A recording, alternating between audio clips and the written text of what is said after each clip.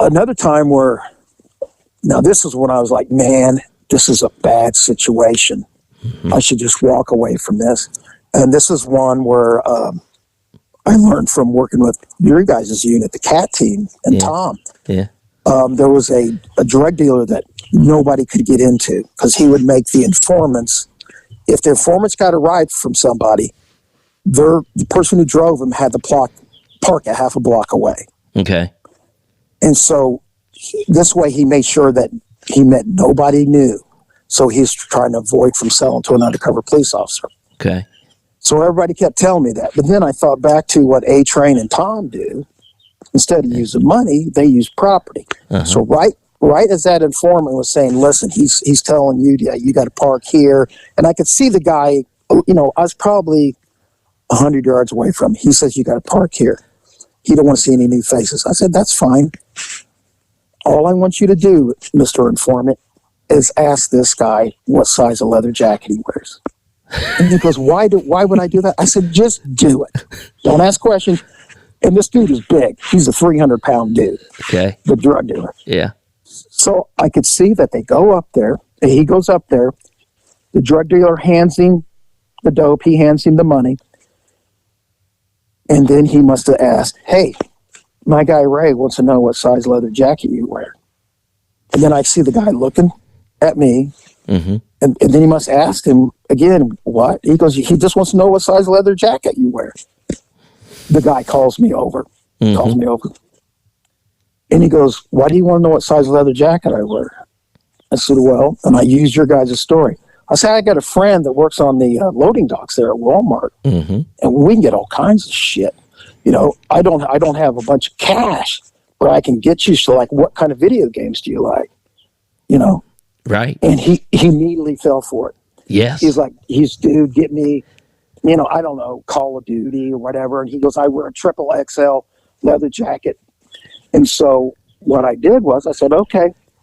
So he gave me his phone number, and then he told me what video games he wanted, and I came to you guys and got whatever video games, and we went back, traded him video games for dope. And what I'll never forget, he was real nervous. He was still nervous. He kept looking at me, and this is the middle of winter, snow was coming down, and he looks at me and goes, man, Ray, are you the police? And I go, no. And he tried to do the stare lie detector test where they stare at you. Yeah. And so he's staring at me, and I was getting a little uncomfortable. I go, dude, is this a staring competition or a drug transaction? And he goes, I just want to make sure you're not the police. I said, oh, I'm not. And what amazed me, I handed him the money, and he had a dog house with a big mean dog on it, a pit bull on a chain. Yeah. He walks over to that dog house, lifts it up like it's made of paper with a dog in it, and this is a big dog, and reaches down, grabs some dope, and hands it to me. He goes, Ray, bring me some more stuff. And, you know, I said, all right.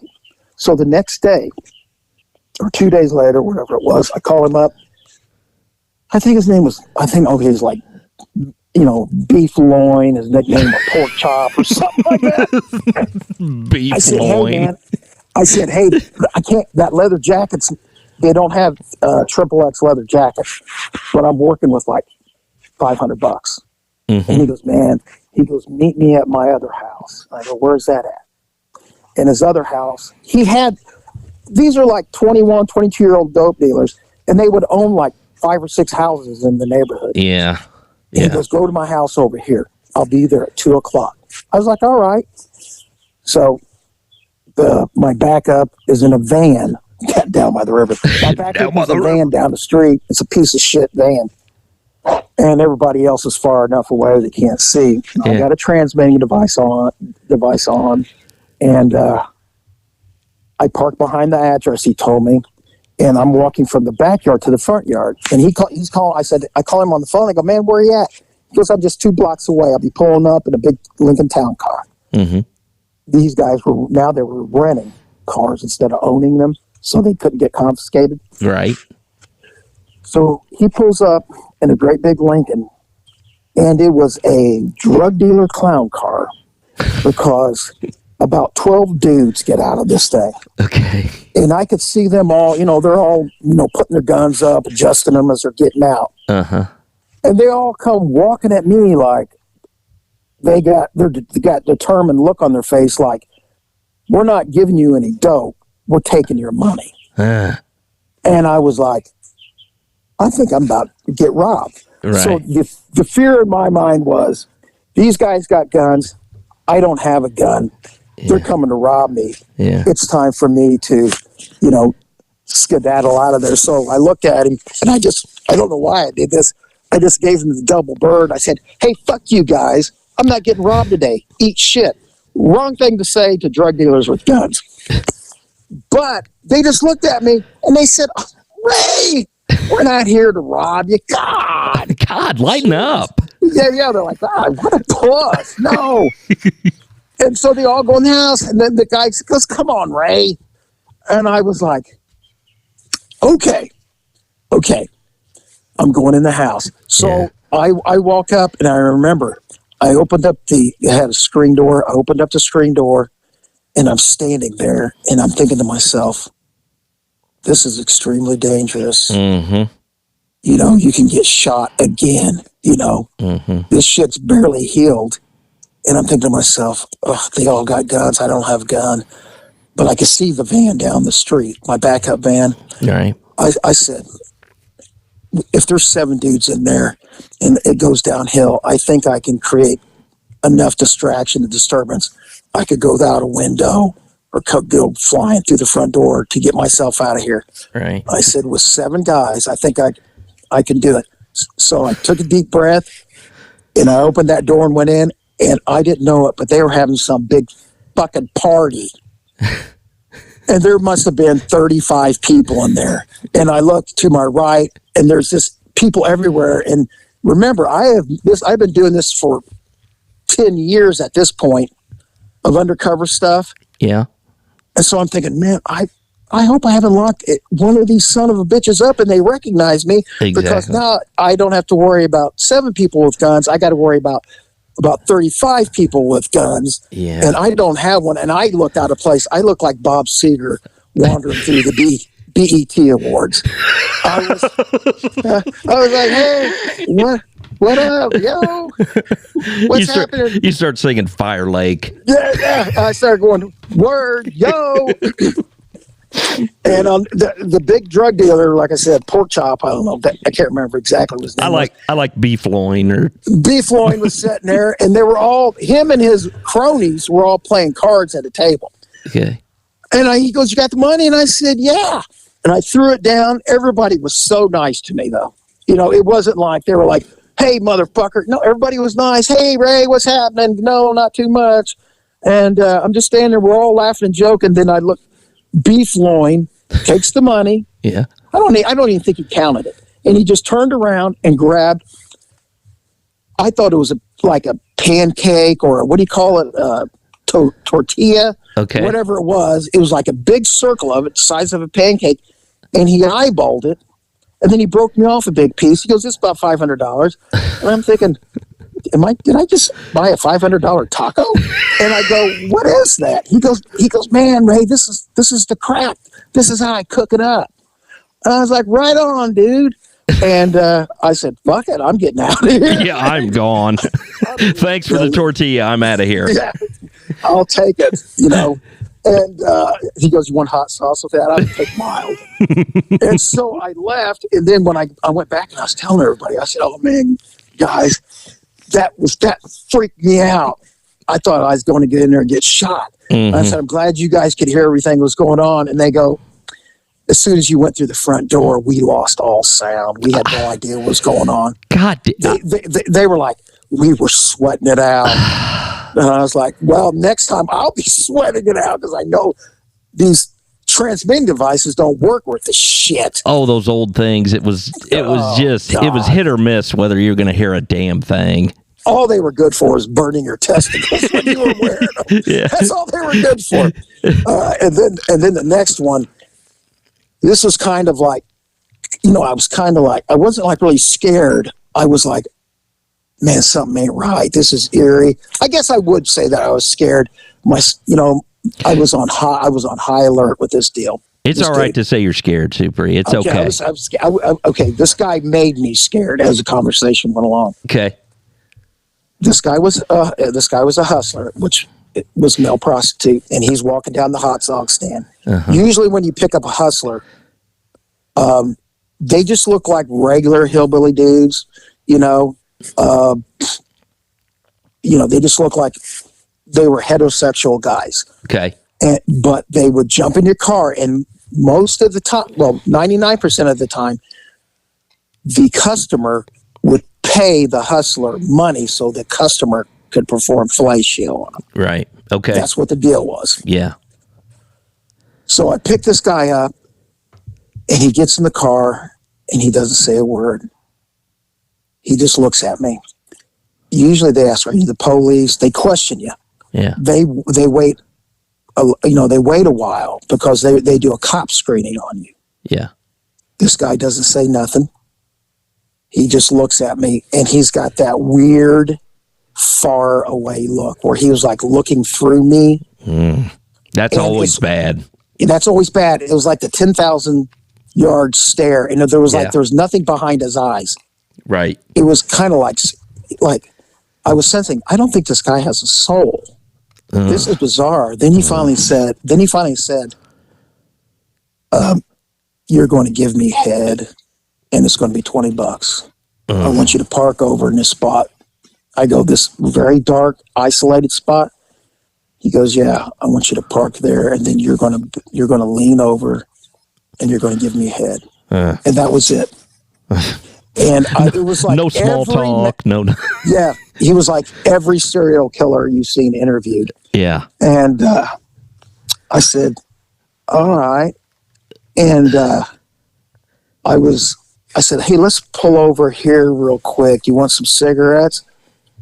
He goes, I'll take a pack of cigarettes. And then I parked the car, and I could see his right hand was down by the seat where I couldn't see what. And I gave the signal for my backup. Mm-hmm.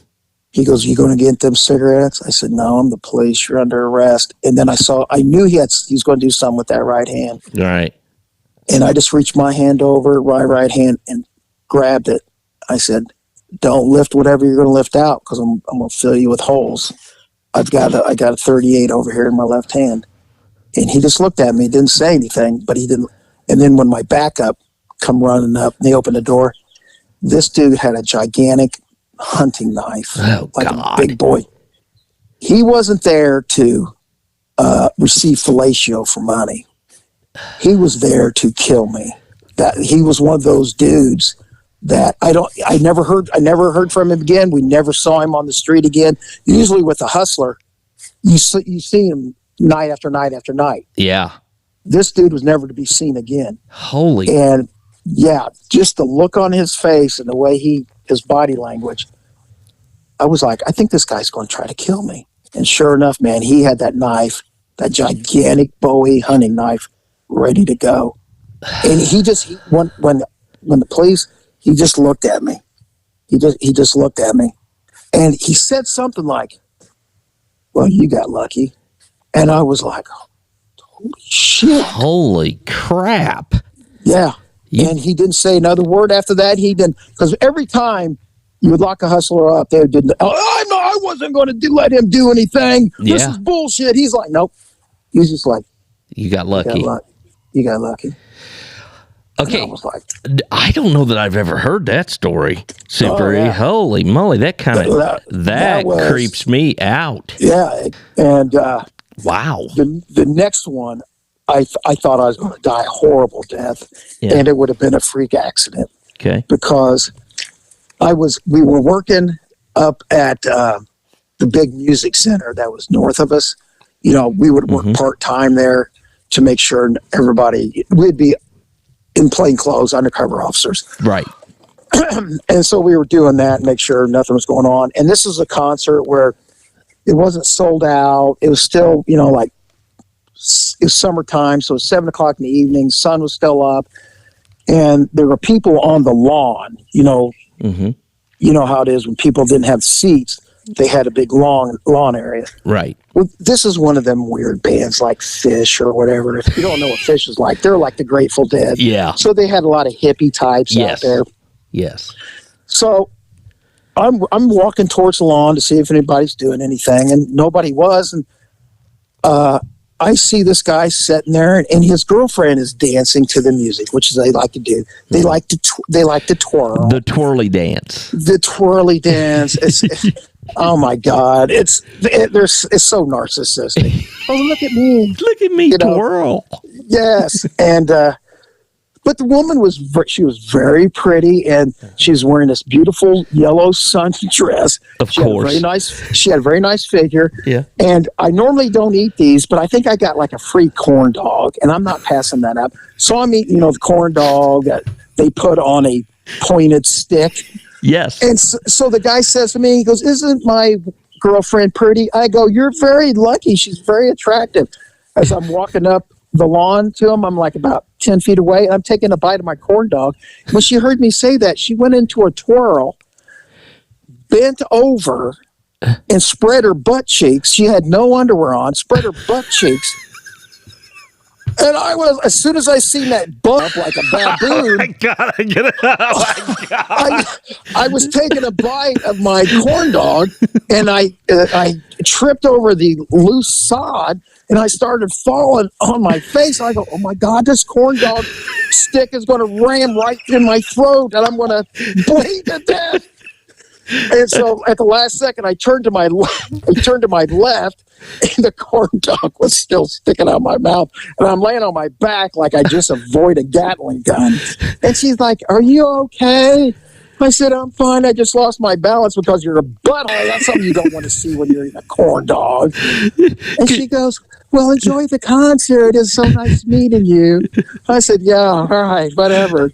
I stumbled out of there. Could you imagine the chaplain comes to your door, notify your wife of your death? You've endured all these harrowing experiences. Oh my God, how did Ernie die? Well, lady flashed her butt at him, and he was impaled by a corn dog. Yeah, corn dog stick. Yeah. But I was like, as I was going to the ground, I thought, "I'm dead. This is going to be horrible." But I avoided death by the hair of my chinny chin. I am so glad that didn't kill you, because that would have really been a very uneventful end to the heroics of Super E. It would not have been a heroic death. He died by the side of a rectum. Oh my God, that's hilarious. Well, yeah, they would have said rectum did kill him. It did kill him. Oh my God. Well, okay. I'm glad I don't. Do you have more? I was going to say we're ending on a happy ending. No. There was another one. Okay. Now this one was terrifying. Okay. This was terrifying. And this was like torture. Like if I was in a Nazi, whatever, interrogation. Okay. That's what it felt like. I have to investigate this strip joint, and at the time they're having a feature dancer. Okay. What a feature dancer is, she travels the country, she's real popular, and she draws in a big crowd and gets paid big money, and she puts on a show for the guys. Yeah. So I'm at this place. It was on the northwest side on 38th Street. It was an in-between strip joint. You had your strip joints that were like bottom theaters, where the girls' boobs would hang so low they could nurse a sewer worker, and then you had the top ones where the girls are just stunningly beautiful. Right. This was in between them. Okay. Well, this feature dancer drew a big crowd, and they were mostly fat, sweaty businessmen. So I'm sitting kind of in the back, just watching, and these guys are all, they got the the comb over hair and right, all that. Right. And I'm sitting there with the long Tony DeFranco, David Cassidy flowing hair, young Super E, Yeah. With my shirt buttoned down, maybe one button too low, showing off that chest hair. Showing that chest. Well, as you said, you got to treat the masses. Yeah. I was turning up the heat.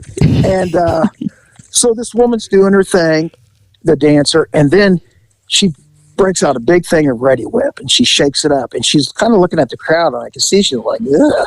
These guys are a bunch of fat slobs. Wait a minute, there's a dude in the back. She comes running through the crowd, running up on me, and I'm like, what's happening? She grabs me by the back of my head, my hair. She grabs my hair and yanks my head back, snaps my head back. She takes that Ready Whip and starts spraying it, and it's going in my mouth. And it went in my mouth, down my throat, and into my lungs. Oh, no. And so I feel like my oxygen's, all of a sudden, I just have this alarm in your body in panic mode, but I couldn't do anything because she was holding me. I couldn't breathe. Well, she starts making out with me, like French kissing me, licking the whipped cream. Okay. And the guys are all going, "You're so lucky, long-haired guy. You're so lucky." But I was like, I'm dying. I'm going to heaven with Ready Whip and the best French kissing of my life. Oh, no. But I think she could see that I was kind of going out because I was doing the eyelid flutter. Uh-huh. And then she thought, oh, this is a good time to like smack him in the face. And she had them gigantic late 80s, early 90s boob jobs full of silicone where her boobs were long and ridiculous. Yeah. Well, then she said, well, okay, now that I'm suffocating him, let's knock him unconscious. She started slapping me in the face with her boobs, like smack, smack, smack. And I was like, stop torturing me. I can't breathe it. But one hit with one of the big fake boobs hit me, so it knocked the whipped cream out of my throat, and it all spit out all over, kind of like, ew. And I was like taking these big breaths, like I just got out of the water, and I was like, oh my God. And she was like, you all right? And I said, yeah, I'm okay now. Thanks. The boob smacking brought me back to life. But while she was French kissing me, I thought, oh my God, I'm going to die. I can't breathe. I'm blacking out. And at the last second, that last smack in the face, dislodged the whipped cream. Oh, okay, that would have been another bad visit from the chaplain to your wife. So how did Ernie die? Well, he was suffocated by whipped cream and boobs. Yes, and French kissing. Remember, you got to bleep that out to make it super. That's a demerit. A-train. Oh, did I? Did I say you're okay? Yes, I got so excited from the whipped cream and boobs, I just blurt your name out.